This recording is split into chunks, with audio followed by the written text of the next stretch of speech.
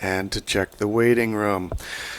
Good morning, good morning, good morning, good morning. It is the 29th of September, so welcome to the thoughts that we have about the invertebrates in this Truth and Reconciliation Week.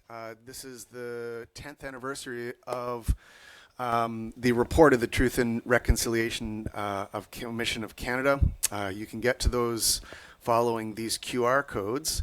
And in and about your activities this week, if you follow that QR code down there, you get to this page, which is Truth and Reconciliation Week, their homepage, and there are different videos. There's one in particular that's going to be, I think, around 1 o'clock CMT today, and so you can spend your lunch with them, and the videos are archived there. So you can go about doing some of the work that is involved in truth and reconciliation. It is more than wearing an orange t-shirt.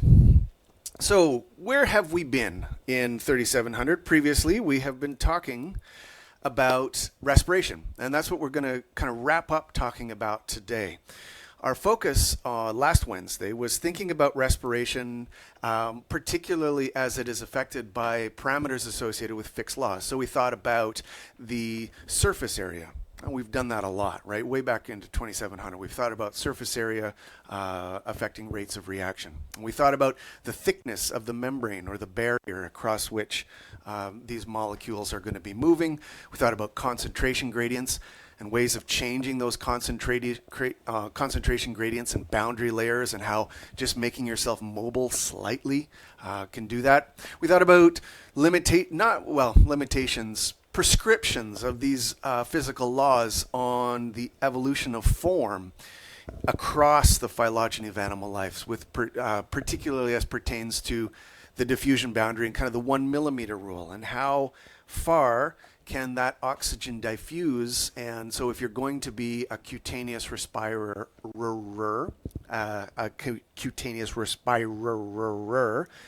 you're probably going to be thin and flat.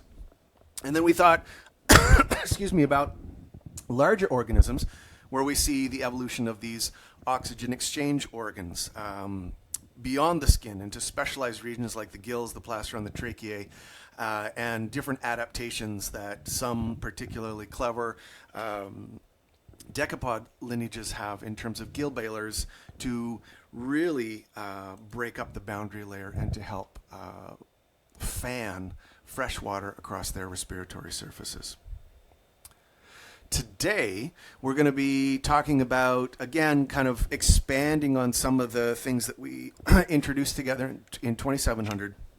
We're going to be talking about, with the larger organisms, where diffusion, if you're going to expand in size beyond that 1 millimeter, if you're going to be a big thing and live in an inertial world, you're going to probably need a system to move around that product to get, to the deeper parts of your body, into the thicker areas.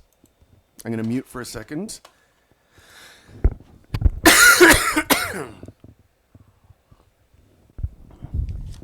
Okay.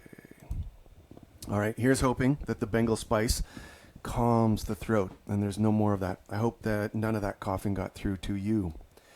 We're going to talk about open and closed circulatory systems, ways of moving that oxygen deep into the body. And then other ways in terms of respiratory pigments that are held within that circulatory system, and different different concentrations of those individual respiratory pigments that can bind to oxygen, and at that organ, at the gill or the trachea, or and move it around inside the body. And then we're going to end with a little story about mixozoans and the necessity of oxygen for animal life, and how mixozoans, this crazy little parasitic lineage of cnidarians, said, well, not so much. How the mixozoan said, well, actually, that's what that end component is going to be called.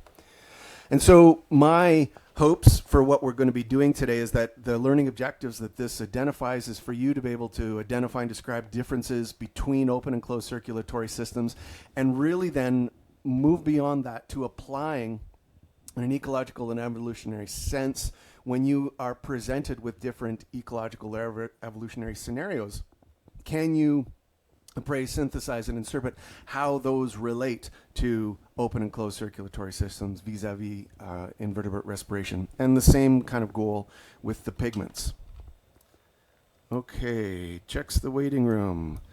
And we continue.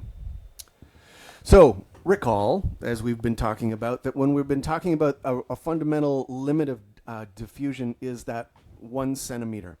And that's essentially describes the body shape of animals that respire simply by cutaneous diffusion. And so we see this cross section. This is a drawing from your text, which probably, I'm not sure how much the illustrator was paid in this case, but this is certainly one that my kids could do. It kind of looks like a winking, slightly displeased monster, or somebody that's got their left eye smashed up a bit, or they're winking at you. But these are 3 different taxa transversely sectioned that have very small, or their shape of their body essentially allows that that body to be within that critical 1 millimeter of the exterior. Circulation, or a circulatory system, provides it can disrupt that layer, and it can convect it. It can convey it and move it deeper into a large body. And so, as we've talked about together in 2700, when we talk about circulatory systems, we're talking about essentially this process writ large from your text, from the Brusque et al. Text, which looks at different kind of boundary layers here. So out here on the left-hand side, we have the environment. It's full of oxygen. And we need to get that oxygen across this gas exchange surface, and that's a lot of where we left off with last Wednesday's shared time together. And it gets it into a body fluid that's circulating, that's thinking about today. And it's going to bind to something, and then we get it to the cells and the tissues, where we're going to see cellular respiration with the production of carbon dioxide that's going to be voided out of the cells into the circulatory fluid, and ideally back to the gas exchange surface where it can be moved out into the environment. So whether the system is open or closed, and we'll unpack those if you don't remember in a second, we're talking about the supply of transport and supply of gases, and principally oxygen and carbon dioxide. It also is clearly part of the transport and supply of nutrients and of waste. And on Wednesday, we're going to be talking about the transport of waste more. That's our Wednesday waste day. And so it can also then be important in terms of nutrients, waste, hormones, immune components, all of that. The circulatory system is kind of the highway that links everything together. Now, open and closed.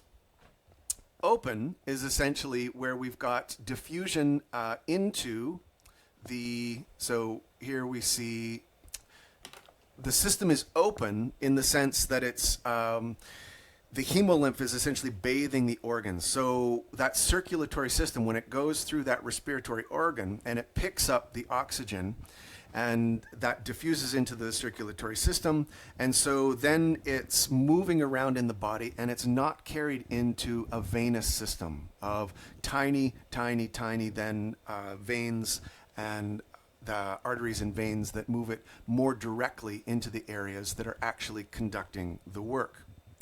And so this open system is characterized, and we talked about it in 2700, as being as characteristic of things that tend not to move as much. One of these taxonomic examples at the bottom is a bit of an exception. And we talked about these systems in 2700 pretty coincident with thinking about mollusks. And so it aligns within the molluscan world really nicely with activity. So non-cephalopod mollusks, so all the things that aren't your octopus teacher. They don't move so much, and they tend to have these open systems. So that blood, or that hemolymph, if it's going to be called that, empties into vessels around the body, and it bathes the organs. That's writ large, this open system. So we've got here on the top in yellow, the hemolymph coming to the heart, 3, and then being pumped out and being moved into and around these sinusoidal cavities around the organs. And one of the examples that we talked about together, this non-cephalopod mollusk was the bivalves. And so with the bivalves, we've got ventricles kind of pumping things out, going out into the body, being moved around through the nydia of the gills, where we've got that cross-current connection where it becomes oxygenated, it's moved back, and then out into the body. So in the bivalve mollusk, in all of your clams and your oysters, that the blood vessels empty into the hemocoel, which is in their case, about 30% of the total body volume. So there's low pressure. There's not a lot of capacity to respond quickly to a need to increase arterial pressure to deal with an increased load, like escaping a predator. And so the maximum rate of oxygen transfer is really kind of set at the lower end by the size of the body. Now, we have a slightly different example here, still taxonomically different, still with an open system, with the fact that, so if we agree that the clam sitting on the bottom is not really an escape a predator kind of a lifestyle, it's more of a close your valves and endure.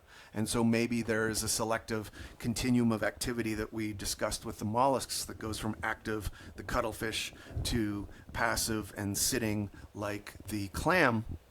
And that is bracketed by a closed circulatory system at the high activity and open at the low. Within the arthropods, within the insects, we see lots of activity, some very fast-moving things. I mean, dragonflies, for example, are famously active and fast predators. They're like Heisenberg. They're not the ones you need to be worried about. They're not the clam in this situation. They're Heisenberg. They're the one that knocks. They're the predator. But they still have this open circulatory system. And so within the insects, what we see here branching off and across, this kind of cross-section from anterior on the right-hand side to posterior on the left-hand side, you can see the pathway, different openings, these ostia, different little tiny hearts per segment. This is a much more segmented organism, right? That are moving and helping kind of transfer the hemolymph around the body and out into different articulations, making sure the brain is covered, out into the wings. And so they have one large dorsal vessel, and then it's moved into these valve chambers, these ostia per segment. And one element here, I suppose, to also consider with the open system of the insects is that with the hemimetabolous or the holometabolous lineages, where we see major reconfigurations across the life cycle from larvae, where the larvae do very, very different things than the adults. Like the dragonfly example, they'll be moving from having gills as their respiratory organ when they're larvae, because they're living aquatically, to trachea when they're living as adults, flying around in the air. And those trachea, as we talked about when we were talking about respiration and molting, and thinking about the cuticle, the surface across which this process needs to happen, the boundary between the interior of the body and the exterior, that cuticle is part of that. Is the trachea is derived from that, and the trachea and the tracheoles that then link much more closely into the individual cells that are doing the work. And so this is a case where because of the tracheal system, we see kind of an end run around being an open circulatory system, because we see some movement of oxygen directly into some of the cells that are doing the work. All right. Caramel's first appearance, and I look over at the chat and I don't see any questions yet, so we keep going into some of the closed systems. In the closed system, so vessels and veins, so that's essentially the innervation of the venous system. And this is our system, right? So this is blood stays within these direct vessels. They get smaller and smaller across capillary beds as they move across the body, where there can be a whole bunch of specialized areas and really efficient exchange so that there's minimal resistance to diffusion, and it's generally more efficient, as we've laid out, to the open system. And we see it in animals that have a well-developed coelom or a body cavity system. So we see it in the annelids, we see it in the nemerteans, we see it in the pharonids, we see it in ourselves. And the classic example that we expanded on in 2700 that we'll revisit here just briefly is the cephalopods that have bipectinate gills that aren't ciliated, but the hemal system, in this case, in a molluscan continuum from passive to active, is adapted to support this active, fast lifestyle. So the capillaries here in this red box, simplified to this kind of bulb, because that's essentially the rest of the body. This is a drawing that's blown up to emphasize the pectinate gills and the heart that are moving things into the gills and out and then back into the body. And so the flow there is moving things very efficiently through the body that can then be distributed very efficiently by this network, this bed of capillaries directly to the tissues that are doing the work. Now, outside of this molluscan continuum of active to passive or slow to fast, we also see a closed system in sea cucumbers, which we generally don't think of as the sprinters of the deep abyssal zone.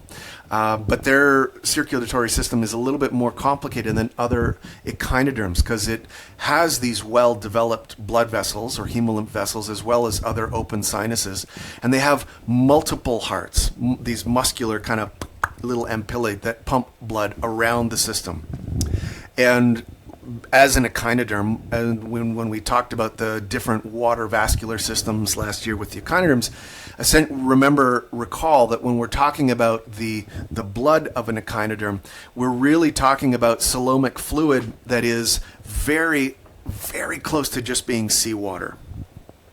It differs in some of its respiratory pigments, but it's very, very close to being seawater. So here is the respiratory and the circulatory system stripped away of the rest of the body for one of our sea cucumbers. So there are all of these tiny little muscular hearts, these ampullae, that are moving the hemolymph through the body.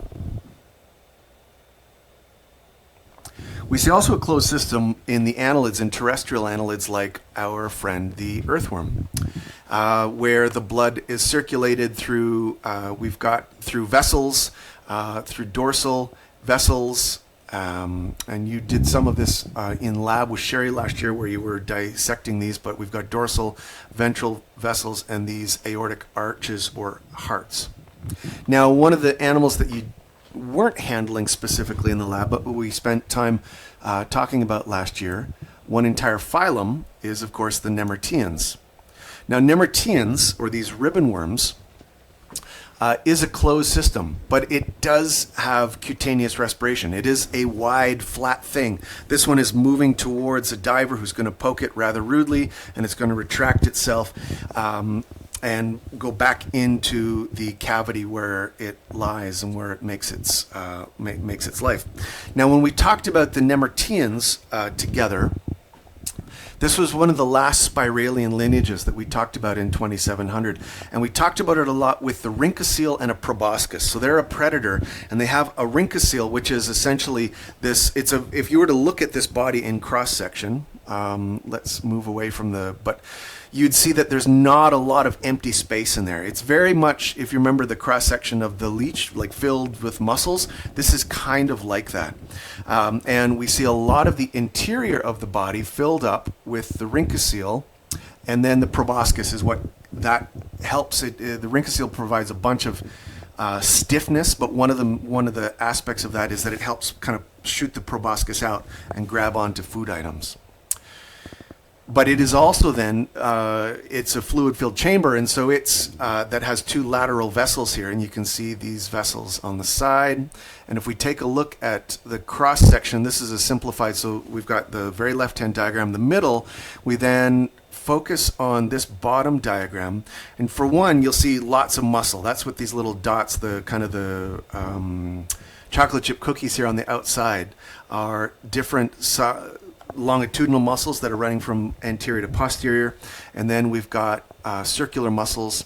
And then inside, we've got a ciliated lining inside of the rhynchoceal that is helping move that coelomic fluid around. And so that helps. That's the closed system. So we see not just a closed system in large things with very differentiated and specialized respiratory organs, but we can see them in some lineages, like the entire phylum here of the Nemerteans, where there's cutaneous respiration. Caramel pops up again, and let's move along to focusing on kind of these two parts of this diagram.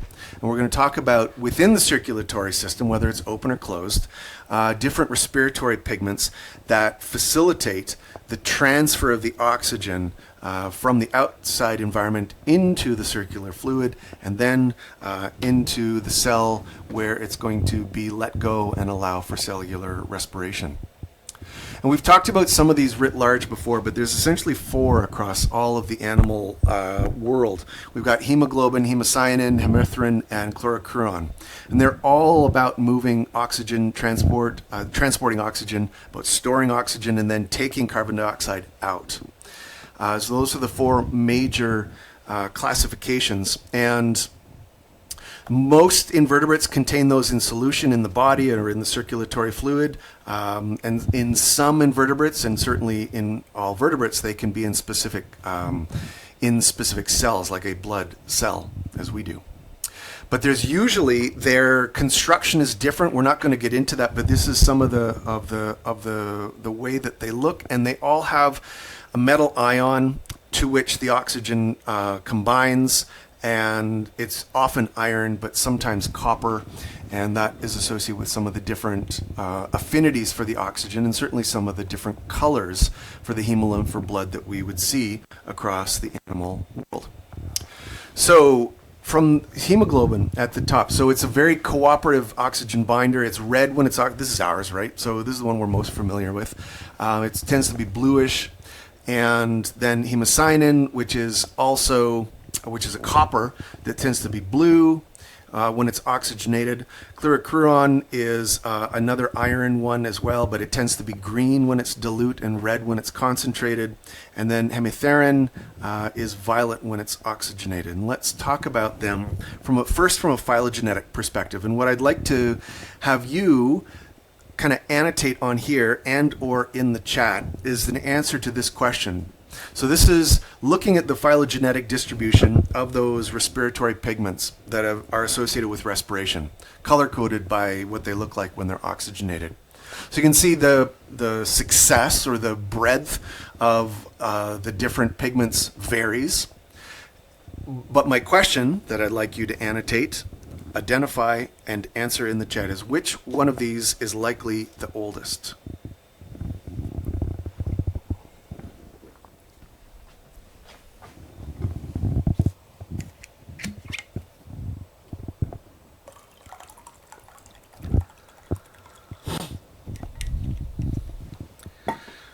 That's awesome. I see one annotation. I see some suggestions in the chat. And we'll bring those up and say, yeah, I agree. It's certainly the most widely spread. So this is the globulins like this, or hemoglobins in this case. These are old molecules, very old molecules. So yes, you are correct. And if we were to date that, if we were to put a time scale on the kind of compare the distribution of the genetic variation that we've just plotted here with years and do a time scale on that, this is old. This is per billion, a billion plus years ago. So this is why associated also then with the wide phylogenetic breadth. So let's talk about hemoglobin in particular. And it's the one that you've run into in vert. It's the one that you've run into if you've run into something and you're cut and bleeding. It's the red color associated with our own circulatory fluid. So it's red when it's oxygenated. It's an iron-containing protein. We see it in mollusks and arthropods and platyhelminth worms. We see it in some lineages extracellular and some intracellular. And one of the interesting aspects, and I'll tie this into one of the most fascinating kind of environments that we've learned about only recently in our in contemporary time. We've only known about it, say, for the last 50 years, and you've spent a bunch of time becoming familiar with it in your first invertebrate R assignment, and you'll continue to do that in your second, which is these deep sea hydrothermal vents. One of the most active areas of research associated with some of the taxa, the highly endemic and specialized taxa that we see at deep sea hydrothermal vents, have to do with some of their really muscular and diverse respiratory pigments, their hemoglobins. So if we were to look at this towering smokestack of giant tube worms, of Riftia pachyptyla, which is one of the iconic lineages, invertebrate lineages that that Ballard and company kind of first bumped into when they bumped into these places in the mid-70s. These are the great big giant tube worms, and they have very different hemoglobins than we would see within related taxa in much shallower and non-toxic or non-sulfide rich environments. So vent invertebrate hemoglobins, and in this example in particular with the Riftia pachyptyla, have really high affinities for oxygen compared to taxa, closely related taxa that live in more shallow and less sulfur-associated regions. And they also have a greater diversity of hemoglobins, that if we look at the proteins that make up this molecule, there's a whole range of them. And this is like I was saying, as we discover more and more about the taxa, the players in the play, then we can ask, at these environments, we can ask more questions about how are they doing the things that they're doing, where they're doing it. So one of the other respiratory pigments, the hemitharin, we've seen here on the left, the active site is here, and then after this is kind of where the oxygen can land onto. When it's not, when it's oxygenated, it's pink or violet, and it's clear and see-through when it's not. So it's a non-ferrous respiratory pigment that we don't see extracellularly, and we see it broadly. So sipunculins, which are kind of annelid, brachiopods, which are not. So it's within its phylogenetic occurrence. Its adaptation as a respiratory pigment is unlikely to be, even though it's not numerous, it's unlikely to be a monophyletic event. That this has been stumbled across upon by various lineages. And remember the brachiopods, if you think back to what you knew about brachiopods, well, you're standing on a bunch of them, right? If you're in and around the Guelph area, you're standing on Silurian limestone, one of the most dominant taxa when that was the bottom of a tropical ocean, of a warm tropical sea, were the brachiopods. So 450, 500 million years. And that lineage, that phylum still exists today. But just to kind of landmark, if the brachiopods have it, it's been around. It was part of that. Did I say Ordovician? If I did, the Guelph limestone is Silurian. I hope that's what I said, but that's what it is. But it's been around for a while as a respiratory pigment. Now into kind of a green lanterny, this chlorocruron. So there we can see it's a ferric bond that's kind of binding to oxygen here. It's green when it's empty of oxygen. It becomes red when it is oxygenated. It tends to have a weaker affinity for oxygen than the hemoglobin. So the hemoglobin is a stronger competitor. Those binding sites are a stronger competitor for oxygen. It tends to be dissolved in the blood plasma, and we see it in more sessile taxa, both aquatically and aquatically and marine. So sessile marine polychaetes, not the big rapid paddlers, leeches, and not the fast-moving platyhelminth. If you want to think about a fast-moving platyhelminth, like some of the swimming ones. And then we have hemocyanin, that is blue when it's oxygenated. You can see it here, and in this arthropod, in this, I think it's a chelicerate, but it's blue when it's oxygenated. It's a copper containing, and there it's bound. You can see it's grabbed the oxygen there. We see it in mollusks and arthropods dissolved in the blood plasma. And it might have been involved, it might have, in this case, in at least one branch of its evolution, because its monophyly is uncertain, but we haven't ruled it out, may have evolved from this system that is involved in melanization, so darkening, and cuticalization, hardening of the cuticle. All right, before we talk about some of the ecology now and some of so we talked about, from a phylogenetic perspective, we talked about kind of the individual cases of each. And let's break out. That's where it went. I don't see any more questions there. Caramel, and then we'll come back. So all sorts of things, as you know, from chemistry, from biochemistry, from your training as a biologist for a long period of time. Lots of different abiotic factors can alter how oxygen moves. And this has a lot to do with some of fixed properties, but cold temperatures in general can hamper oxygen supply by lowering diffusion rates that are across tissue and cellular boundaries, increasing the viscosity of a circulatory system, and generally the decreased capacity for pigments like, in this case, the cephalopod hemocyanin, to release oxygen at tissues as the pigment's affinity for the oxygen increases. So it interferes with the release at the site of use. And so what we see here is a measure of the basically three different cephalopod taxa that use hemocyanin, and you can see that their affinity for oxygen, blue to green to orange, decreases. So, and the saturation increases. Now, this lineage, the Moscata, the E. Moscata, this is a tropical lineage. And so what we see here on the left-hand side is essentially tropical, kind of mid-equatorial, and then more Arctic or a low-temperature lineage. And so at low temperatures, the hemocyanin can be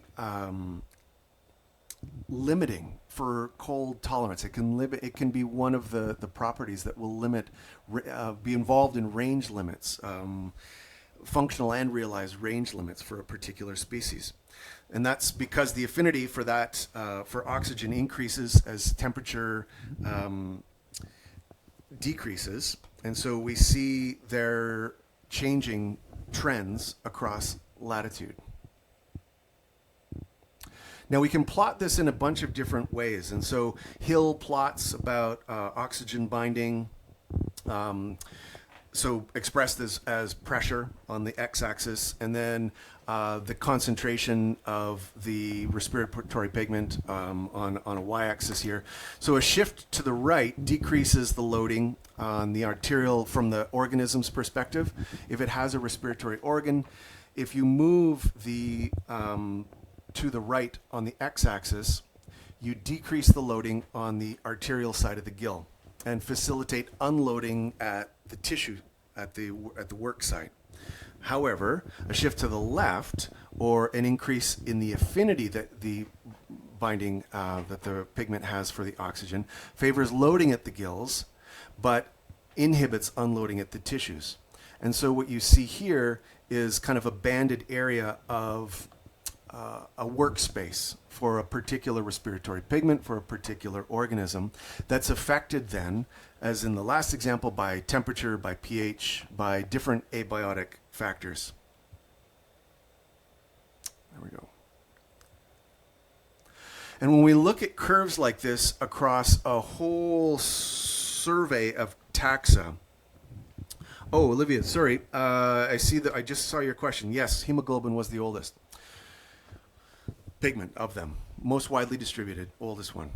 But you can see that if we look at the partial pressure of oxygen and different taxa from all sorts of vertebrates, but we've got some invertebrate examples here where these sigmoidal curves vary. So there's taxonomic variability, and then there's variability so associated with phylogenetic history, but then there's variation associated with where those lineages live and how they live. So let's take a look at a slightly different one here. And we'll talk, so we see this S-curved or sigmoidal shape. So we've got, in this case, a percent saturation for hemoglobin or some hemoglobins on the y-axis and the partial pressure of oxygen on the x. And it's a plot to show the affinity that the pigment has for that taxon. And one of the trends that we tend to see is that organisms that have live in hypoxic environments, in low oxygen environments, tend to have pigments that have the greatest affinity for oxygen. And so there's too many vertebrates in this example. So let's go with another one and say here's two different annelids that use two different respiratory pigments. But based on this plot, so in the chat or circle it there on the screen, which one of these is likely to live in hypoxic conditions?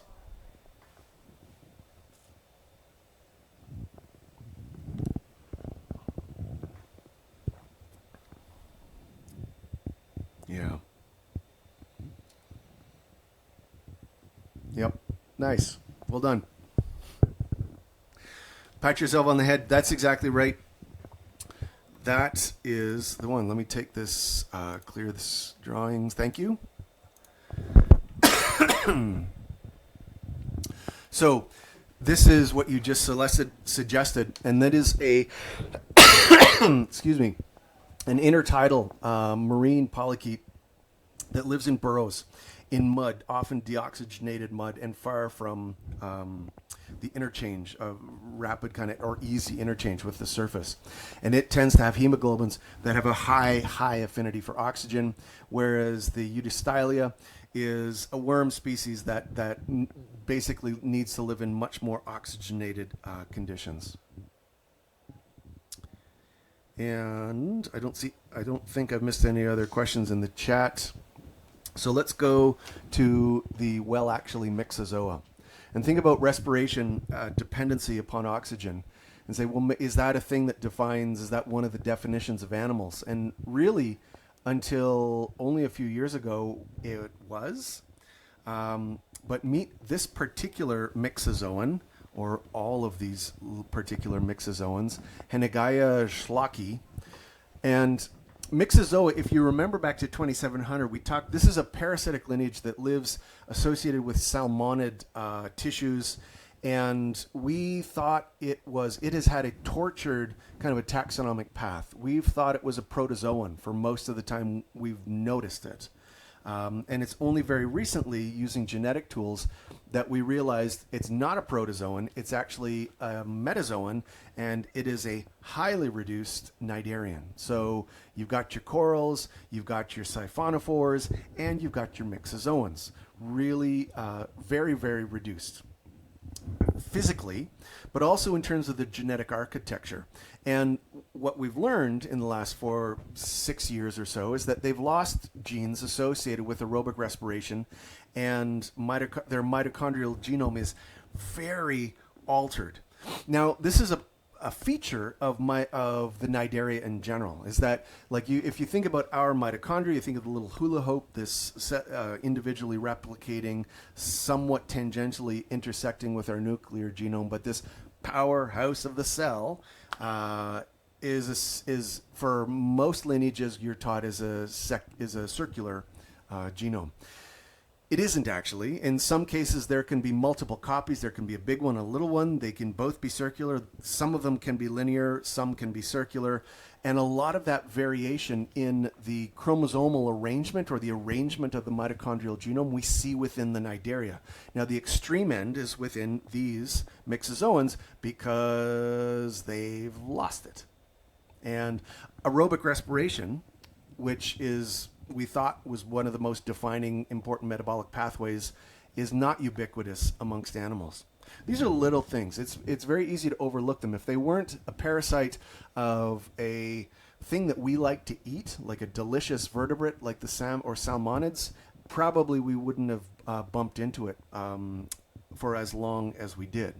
And so we thought that they were outside of our lineage, but you can see within this kind of zoomed in particular expression of this part of the Dunedal phylogeny, you can see we've got deuterostomes, protostomes, sponges, kind of an amuse-bouche of different things, an outgroup to all the animals, the quantiflagellates, and then to all the metazoan animals, and then all the other outgroups they've used. But you can see that the myxozoans sit very there's length variation, as we often see with parasitic lineages, but they are a cnidarian. And so what we see on the left, typical with an aerobic mitochondria like we have, you see all the infrastructure and the metabolic pathways in green. On the left-hand side, do not worry about memorizing that. I'm offering it to you comparatively to say, consider the myxozoan cnidarian, this small salmonid endoparasite, where it has lost the mitochondria, the whole mitochondrial genome. And some of the thinking, and so a lot of these pathways now in red in the center bubble here, the center cell, they're absent. And so myxozoans have gone through an incredible morphological and genomic simplification that we believe has been driven by low oxygen environments. So we talked about low oxygen environments driving selection for different respiratory pigments. And then we can carry that even closer to the cellular level and think about low oxygen environments perhaps being a driving force behind the reduction genomically and the loss of the simplification and the loss of the mitochondria. And that, in this case, associated with parasites or parasitism. So that is about all that I wanted us to talk about today. We could, of course, like so many of these vignettes, we could expand this to a course on respiratory biology, but this is our taxonomic ducking into mollusks, arthropods, annelids, nemerteans, echinoderms, so a diversity of phylogenetic diversity, a functional diversity, and a consideration. And when we meet again in this time, we're going to be talking about toxic things. We're going to be talking about and how to get rid of them. So excretion. And what else should you be thinking about? Think about your class experiment. This is kind of a return. You're going to meet up again with Shayla this week. And so it's an important lab to make. And make sure that you're going on your own the time that you've been registered for. And make sure also to read over what you're going to be doing so that you can arrive and kind of function as a group most efficiently.